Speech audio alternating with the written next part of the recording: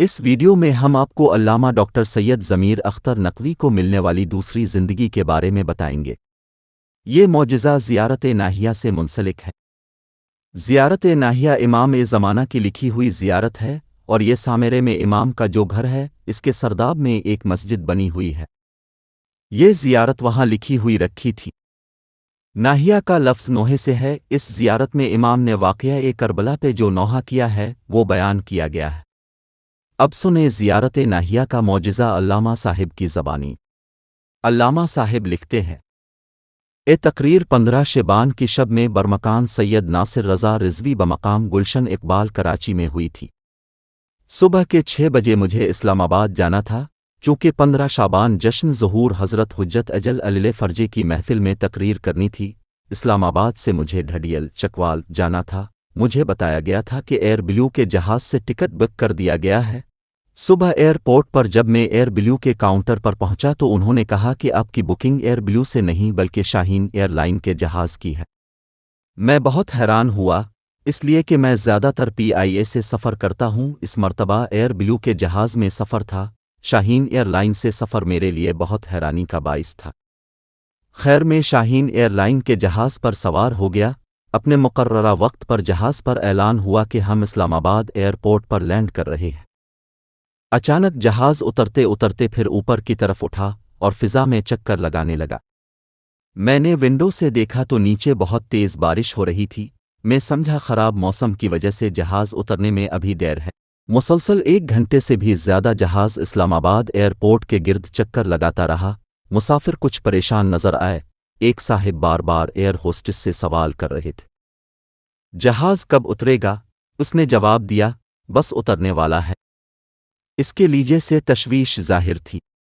وہ صاحب مجھ سے کہنے لگے، اب کچھ نہیں ہو سکتا، اللہ خیریت کرے۔ خدا خدا کر کے جہاز نے لینڈ کیا۔ میں باہر آیا تو اسلام آباد میں بارش ہو رہی تھی۔ جیسے ہی میں باہر آیا میرے میزبان نے بتایا کہ ایئر بلیو کا جہاز جو کراچی سے اسلام آباد آ رہا تھا وہ گر چکا ہے۔ میں سناٹے میں آ گیا، مجھے تو اسی جہاز سے آنا تھا، یہ تو اچانک شاہین سے آیا تھا۔ جہاز گرنے کی خبر شاہین کے پائلٹ کو مل چکی تھی اور موسم کی خرابی کی وجہ سے اسے اترنے کی اجازت نہیں مل رہی تھی۔ یہ بات میری سمجھ میں اس وقت آئی جب باہر آ کر حادثے کی خبر ملی۔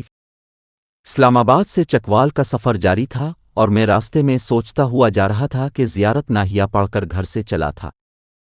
امام زمانہ نے اپنا معجزہ دکھایا کہ میں دوسرے جہاز میں سفر کر کے اسلام آباد پہنچا۔ میں اپنی اس تقریر کو معجزاتی تقریر سمجھتا ہوں۔ علامہ صاحب نے اس معجزے کی عقیدت میں امام زمانہ کی بارگاہ میں ایک کتاب کا تحفہ بھی پیش کیا تھا جس کا نام زیارت ناہیہ مقدسہ رکھا گیا تھا۔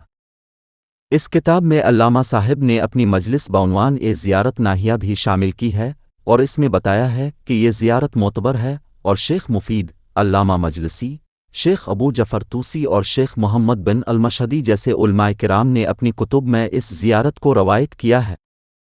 اس کتاب میں علامہ صاحب نے معروفہ اور غیر معروفہ دونوں زیارات شامل کی ہیں۔ اس کے ساتھ ساتھ اس میں شہدی کربلا کے مختصر حالات بھی تحریر فرمائے ہیں۔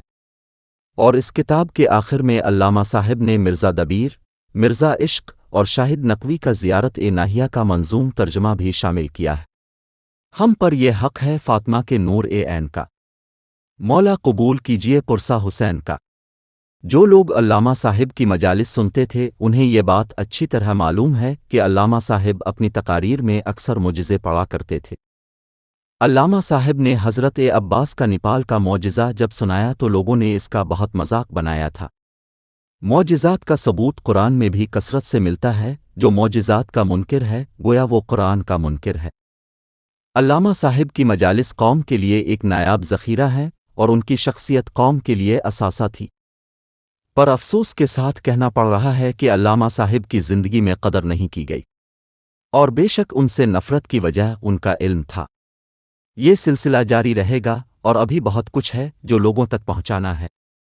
اب حضرات سے گزارش ہے کہ ہمارا ساتھ دیتے رہیں اور آنے والی ویڈیوز کے لیے اس چینل کو دیکھتے رہیں۔